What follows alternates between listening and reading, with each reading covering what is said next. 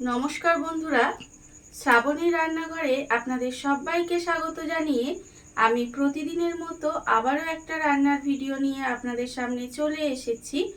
আজকের আমি আপনাদের কাঁঠাল দিয়ে একটা অসাধারণ রেসিপি বানিয়ে দেখাবো। আশা করি আপনাদের ভালো লাগবে। তার জন্য কিন্তু আমার পুরো ভিডিওটা আপনাদের দেখতে হবে। আর দেখা শুরু করার আগে একটা লাইক দেবেন, সুন্দর একটা কমেন্ট করবেন আর শেয়ার করতে ভুলবেন না।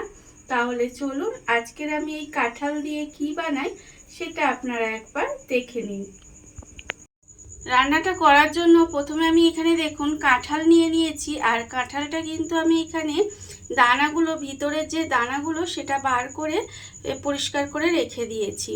দেখুন আমি এখানে বেশ কিছুটা কাঁঠাল নিয়ে নিয়েছি। এইবারে কাঁঠালটাকে মিক্সির মধ্যে দিয়ে পেস্ট করে নেব। তার জন্য আমি নিয়েছি মিক্সির জারটা। মিক্সির জারের মধ্যে কাঁঠালগুলো দিয়ে দেব।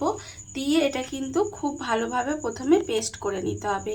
আর আমি প্রতিদিনের মতো আপনাদের একটা কথাই বলবো যে প্লিজ আমার ভিডিওটা আপনারা টেনে টেনে দেখবেন না, পুরো ভিডিওটা দেখুন। আশা করি আপনাদের ভালো লাগবে। দেখুন আমি কিন্তু প্রথমে কাঁঠালগুলো নিয়ে নিলাম। নিয়ে এবারে কাঁঠালগুলোকে দিয়ে খুব ভালোভাবে পেস্ট করে নেব।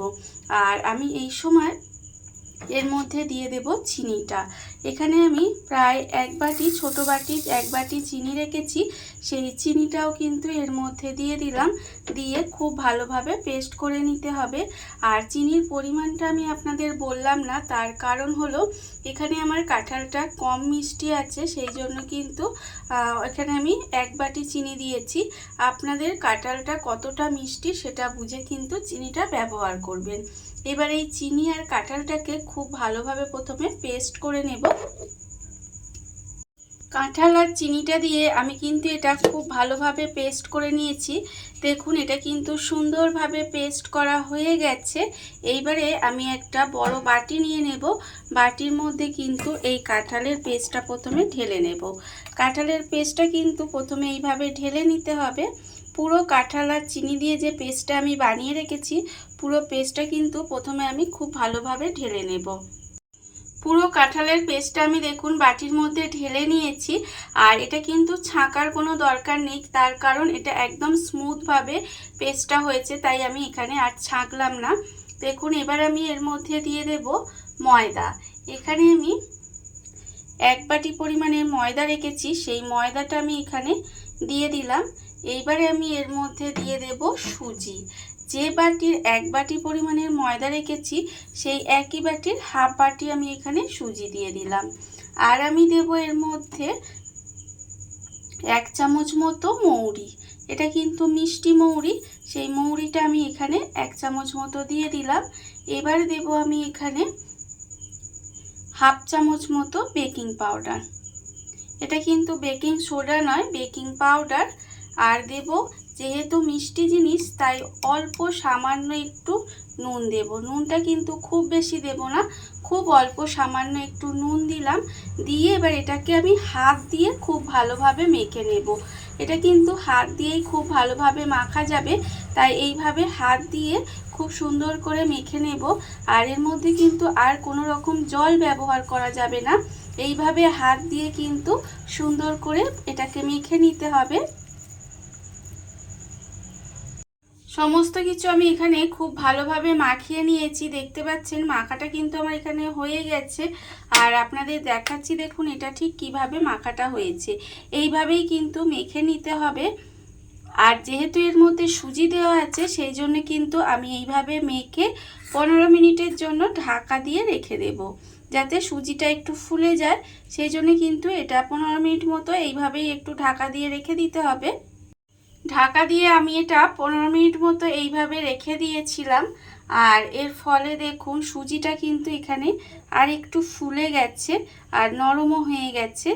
এবারেই কিন্তু আমি রান্নাটা করব। আর অন্যদিকে দেখুন গ্যাসটা অন করে একটা কড়া বসিয়ে দিয়েছি। এবারে কড়ার মধ্যে দিয়ে দেব সাদা তেল। এখানে কিন্তু বেশ কিছুটা সাদা তেল আমি কড়ার মধ্যে দিয়ে দিলাম। দিয়ে তেলটাকে প্রথমে একটু গরম হতে দেব। তেলটা আমার এখানে খুব ভালোভাবে গরম হয়ে গেছে। তেলটা কিন্তু আমি এখানে খুব ভালোভাবে গরম করে নিয়েছি। এইবারে আমি যে মাখাটা রেখেছিলাম তার থেকে কিন্তু এইভাবে ছোট ছোট করে নিয়ে তেলের মধ্যে দিয়ে দেব। আমরা তো তালের বড়া অনেক খেয়েছি, এইভাবে যদি কাঁঠালের বড়া বানিয়ে খান দেখবেন খেতে কিন্তু অসম্ভব সুন্দর হয়। এর মধ্যে কিন্তু আপনারা চাইলে নারকেল কোড়া দিতে পারেন বা ড্রাই ফ্রুটস দিতে পারেন, সেগুলোও দিতে পারেন, তাতেও কিন্তু খেতে ভীষণ ভালো লাগে। তবে এইভাবে করলেও কিন্তু খেতে ভীষণ ভালো লাগে। দেখুন আমি কিন্তু গ্যাসটাকে একেবারে তেলটা গরম করে নিয়ে গ্যাসটা লোতে দিয়ে দিয়েছি। দিয়ে এইভাবে ছোট ছোট বড়ার আকারে তেলের মধ্যে দিয়ে দেব। দিয়ে উল্টে পাল্টে কিন্তু লাল লাল করে ভেজে নিতে হবে। এইভাবে ছোট ছোট করে দিয়ে লাল লাল করে ভেজে নিলে দেখবেন খেতে ভীষণ ভালো লাগে। ছোট থেকে বড় সবাই কিন্তু খেতে পছন্দ করবে। এমনকি অনেকে আছে যারা কাঁঠাল খেতে ভালোবাসে না, তারাও কিন্তু এইভাবে যদি আপনারা বড়া বানিয়ে দেন তাহলে কিন্তু খুব সহজেই খেয়ে নেবে। আমি এবারে এগুলোকে উল্টে পাল্টে একটু লাল করে ভেজে নেব।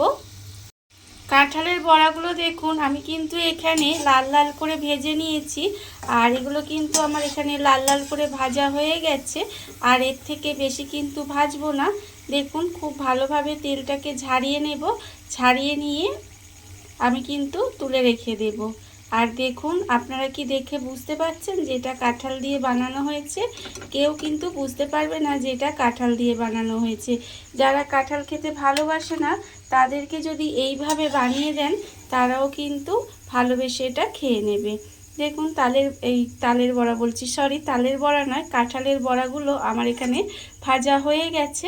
এইবারে এগুলোকে তুলে আমি রেখে দেব। আর আবারও কিন্তু এই ব্যাটারটা থেকে অল্প অল্প দিয়ে তারপরে কিন্তু বড়াগুলো বানিয়ে নেব। আসলে কি বলুন তো, দেখতে পুরো তালের বড়ার মতো হয়েছে, তাই ভুল করে বলে ফেলেছি যে তালের বড়া। এবারে কিন্তু এইভাবে ছোট ছোট করে আবারও বানিয়ে নেব। দেখুন এইভাবে ছোট ছোট করে তেলের মধ্যে দিয়ে দেব। তেলের মধ্যে দিয়ে আবারও কিন্তু পুরো বড়াগুলো আমি ভেজে নেব।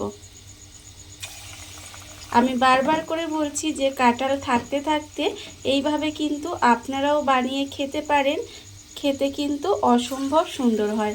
অনেক কাঁঠাল দেখবেন মিষ্টি থাকে না বা খেতে ভালো লাগে না, সেই সমস্ত কাঁঠালগুলো দিয়ে কিন্তু এরকম বানিয়ে নিতেই পারেন। এবারে আমি সব কটা বড়া এইভাবে বানিয়ে নেব। দেখুন বন্ধুরা, বাড়িতে থাকা কত অল্প উপকরণে কত অল্প সময় কত সুন্দর একটা কাঁঠালের রেসিপি বা কাঁঠালের বড়া যাই বলেন না কেন তৈরি হয়ে গেছে। আপনারা দেখতেই পেলেন। আর এটা কিন্তু খেতে ভীষণ ভীষণ সুন্দর হয়। এইভাবে কিন্তু আপনারাও একদিন হলেও বাড়িতে বানিয়ে দেখতে পারেন। আর এই ভিডিওটা যদি আপনাদের ভালো লেগে থাকে, আপনারা যদি ফেসবুক থেকে দেখে থাকেন পেজটি ফলো করে দেওয়ার অনুরোধ রইল। আর যদি ইউটিউব থেকে দেখে থাকেন চ্যানেলটি সাবস্ক্রাইব করে নেওয়ার অনুরোধ রইল। তাহলে চলুন ভিডিওটা আমি এখানেই শেষ করছি। আপনারা সবাই ভালো থাকবেন, সুস্থ থাকবেন। আবারও হাজির হব নতুন কোনো রান্না নিয়ে।